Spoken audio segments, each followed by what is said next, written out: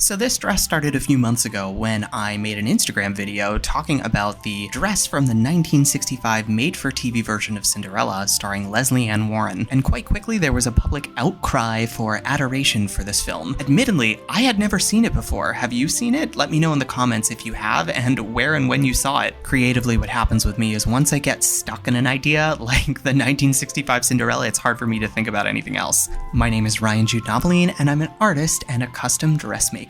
We are going to make a wedding gown inspired by this magnificent dress from the musical of Cinderella. So let's talk about the fabric. When I discovered that Joann's Fabrics had announced that they were closing all of their stores, I started making more frequent trips to my local branch and seeing what they had in stock. Usually I go with a couple ideas in mind, but generally if I see something on the shelf that calls to me, looks inspiring, that I handle, it looks like it might move nicely, I'm inclined to buy it. And lo and behold, there it was on the shelf. Ivory mesh with floral embroidery with clear, shimmering sequins. Basically exactly the effect that I was looking for. Something reminiscent of the original dress, but wasn't exactly a copy of it.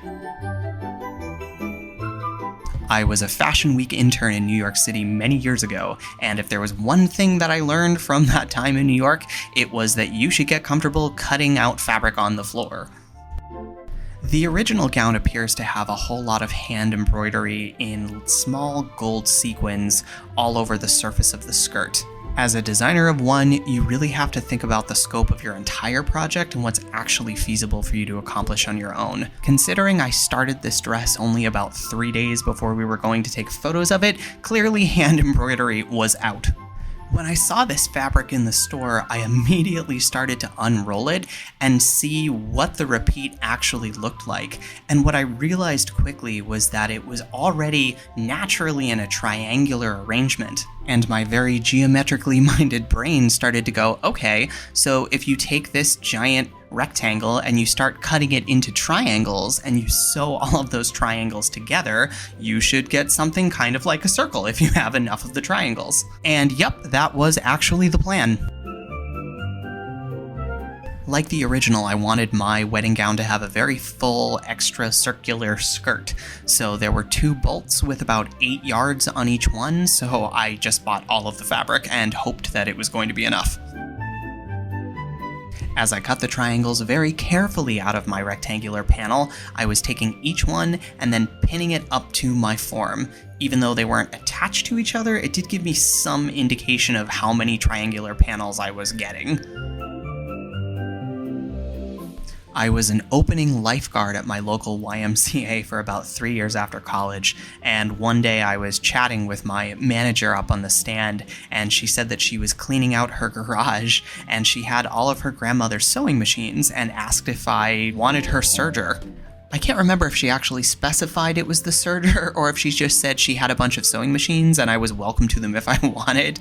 And then when she brought it in, it was this incredible overlock machine that I had tuned up, and I still use it today. I typically run a quick test between 2 pieces of fabric for a skirt to make sure I like the finish of how they go together. Even though there are a number of ways that you can sew 2 pieces of mesh together, I have to say that the overlock machine in this case made the finest, most beautiful, and delicate finish to the 2 pieces.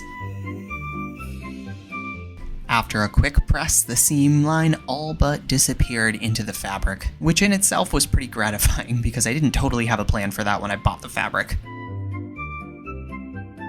And then as the sections started to attach to each other, I again was pinning them up on the form to get a sense for the movement and motion of the skirt.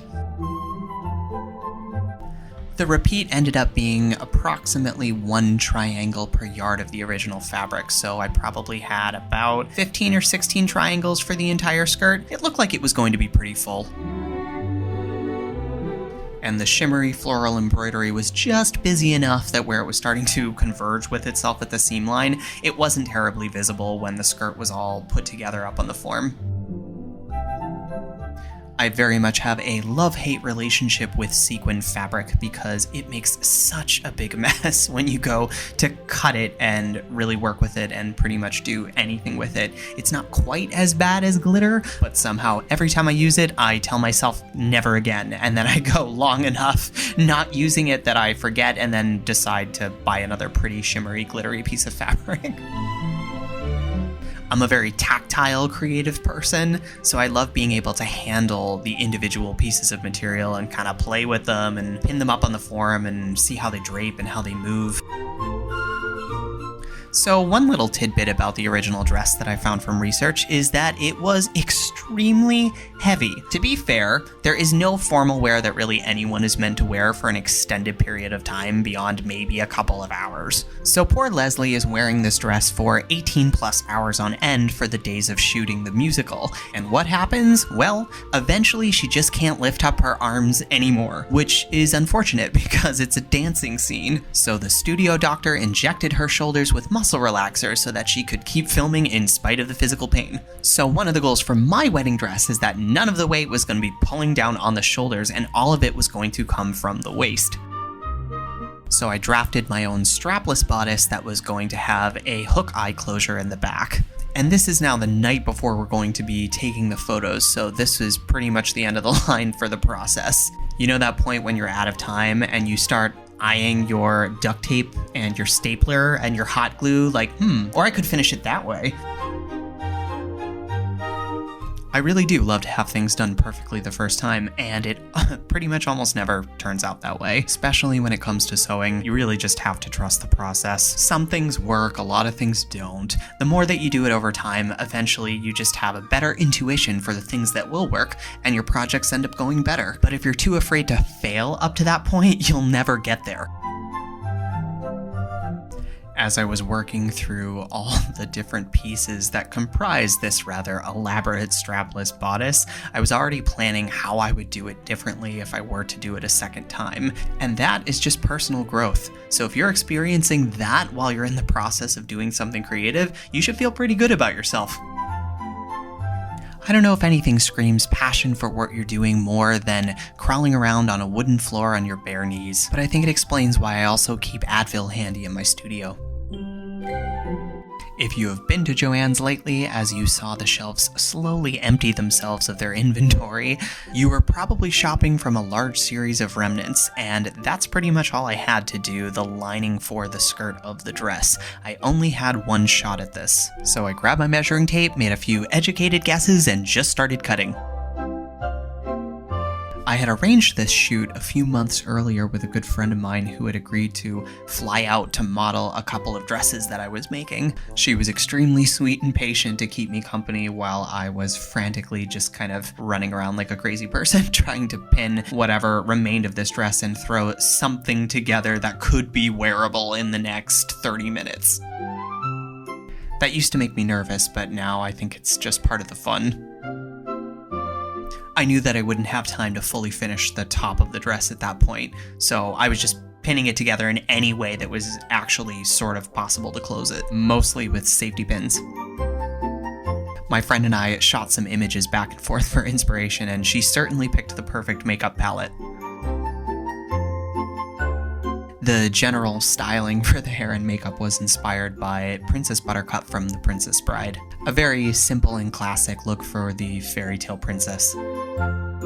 As she was getting ready, I was also frantically moving furniture out of the room to clear enough space for us to be able to shoot. I normally put a lot of pressure on myself for everything to be perfect, but in this case I was completely fine that it was just going to be what it was going to be.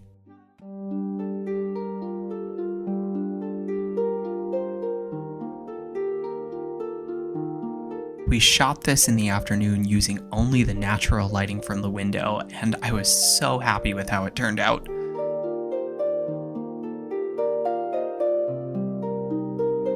My friend is a trained dancer, and one of the things I love that dancers are so good at is they understand how to use their clothing as an extension of their own movement to create such beautiful lines.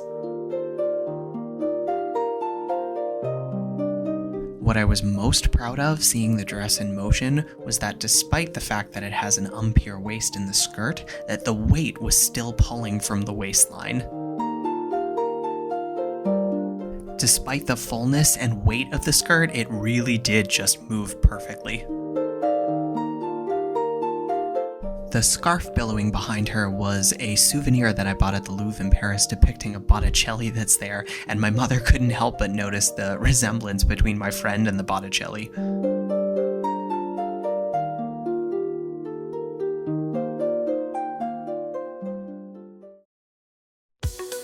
Even though myself, I'm a little bit more camera shy, it's funny that I have all of these outtakes where I'm essentially running around and you can see how much direction I'm giving her about how to hold the dress. And a lot of that had to do with the fact that the dress was essentially completely open in the back. The lining did close with the hook and eye closure that I was telling you about. That all worked fine, but that was just the under part of the dress. And then you had the skirt itself, which was basically just open. So I walked through every shot and basically acted it out for her so she knew how she could move without showing too much of the back of the dress. I discover a lot of new gowns from my audience, so if there's another dress in history that you think would be great inspiration, comment and let me know. Maybe that'll be my next one.